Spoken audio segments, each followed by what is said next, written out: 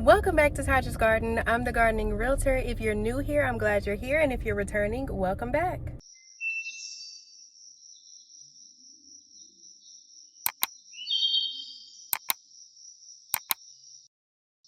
So today we are going to be fixing up our garden. I'm actually at Walmart getting some garden soil, and I'm so saddened because they don't have Whitney Farms yet, so I'm going to have to get the organic Miracle Grow. But I did a couple of little bit of research, and it seems like for the most part people have good reviews with the organic raised bed mix. I'm not going to get a ton. I'm just going to get 4 bags and do maybe 2 beds, and we'll see how it goes. I'm hoping that Whitney Farms comes back into stock real soon because I'm not wanting to fill my entire garden with Miracle Grow. This is organic, they say, so we'll see how it goes.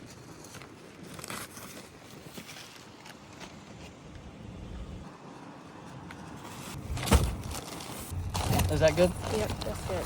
All right, now I'm going to go ahead and get those seedlings. I am looking forward to going ahead and planting the broccoli, the cabbage, Swiss chard, and a couple more lettuce seedlings. It is going to be raining all next week, so this is the prime time to go ahead and plant them because the rain is going to help them get a bit of nitrogen boost and to go ahead and get settled.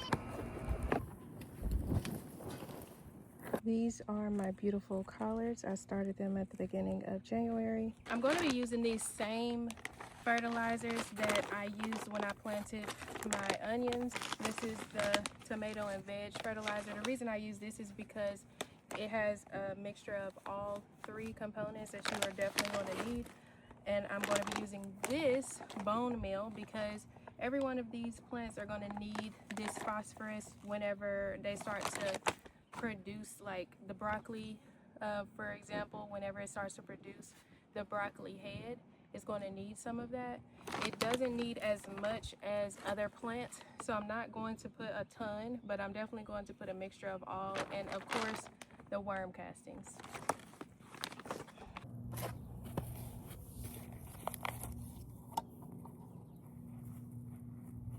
So broccoli is going to need at least 12 to 18 inches apart. That is the same with your collard greens. Once they start to branch out, they're going to take up a lot of space.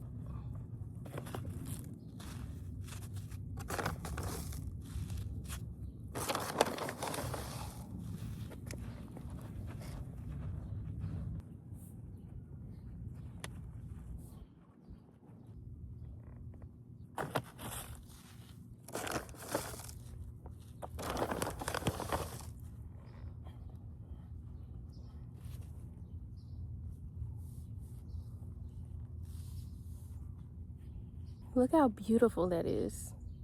I did my thing with this.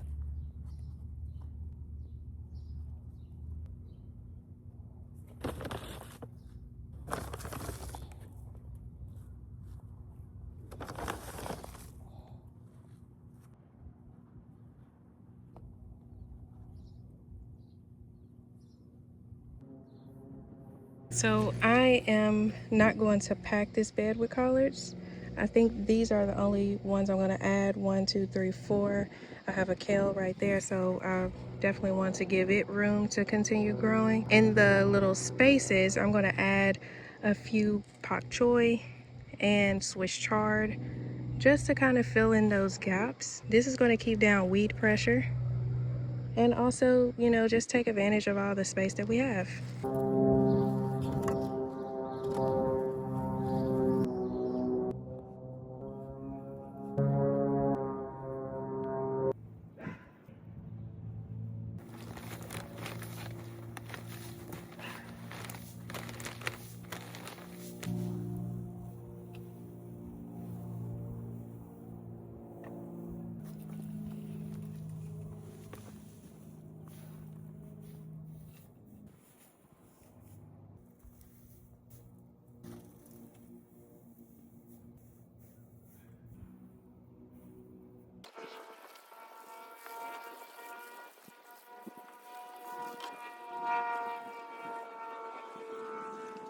All right, I have this bed done. I'm not going to water it too deep because we are supposed to be getting a ton of rain. Literally every single day next week is supposed to be raining, starting tonight actually. So I just gave it a little bit of water just to encourage those roots to go ahead and start branching out. So we had a big winter storm about a month ago, and everything froze in my rain barrel. But the fish, two of the fish survived. So I'm gonna go ahead and put those fish in this little Ziploc bag. We're going to clean out that rain barrel because we have some rain that's coming in. There's still a couple of dead fish in the rain barrel, so we don't want to contaminate the entire bucket of water once the rain comes in. We got the rain barrel connections in a kit from Home Depot last year, and we actually did a video on it, and I'll link it in the description below and up above.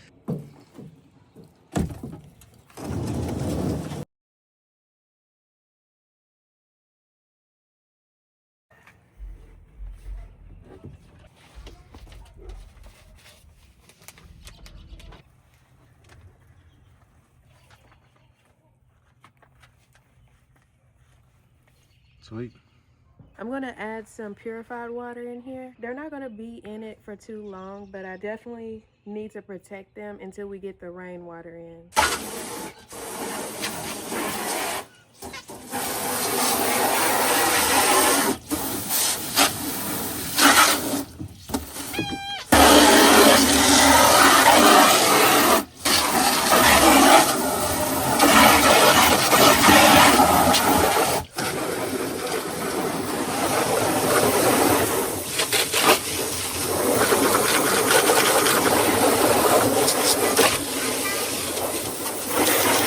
During the winter, when it's cooler outside, your goldfish aren't going to eat anything.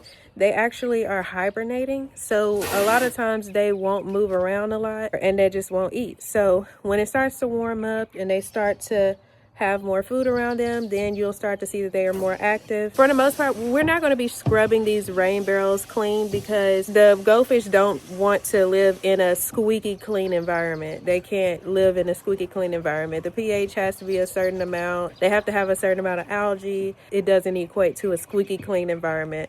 But we are cleaning it out because throughout the season, dirt will get into your gutters, and it looks like we had a good amount of mud and leaves and dirt in the very bottom of it. So it's always good practice to make sure that you clean out your rain barrels at least once a year. And right now we're just filling it up a little bit just to check for any leaks.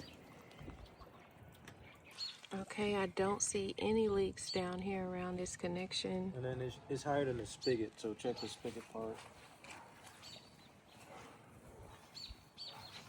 Probably really good evaporator. No leaks right here. Okay, I think we're good. Okay.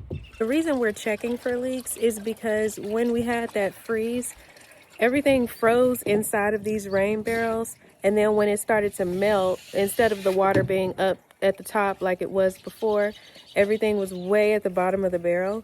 So I'm assuming that since it froze, once it started to leak, maybe it was just slowly coming maybe out of the spigot. I'm not quite sure, but we have filled these up and we don't see anything leaking. So I think we're good. All right, looking good. All right, yeah.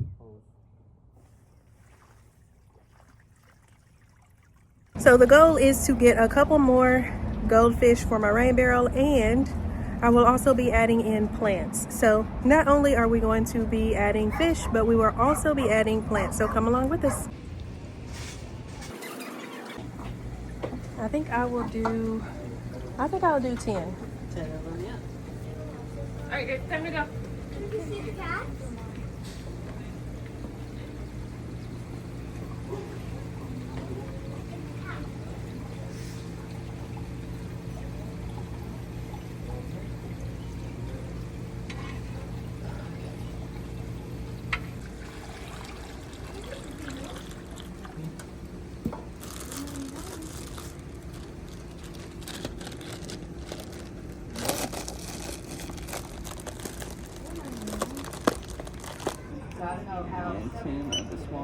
They're not too dirty, but that is the dirt and a little bit of algae that has come in the past 2 weeks. So I'm going to go ahead and sit this in the water for maybe an hour, just so the water temperature, the temperature in the rain barrel can kind of be the same as this water in here. And then I will allow the fish to just leave on their own, because I noticed last year they had a difficult time when I just pushed them out.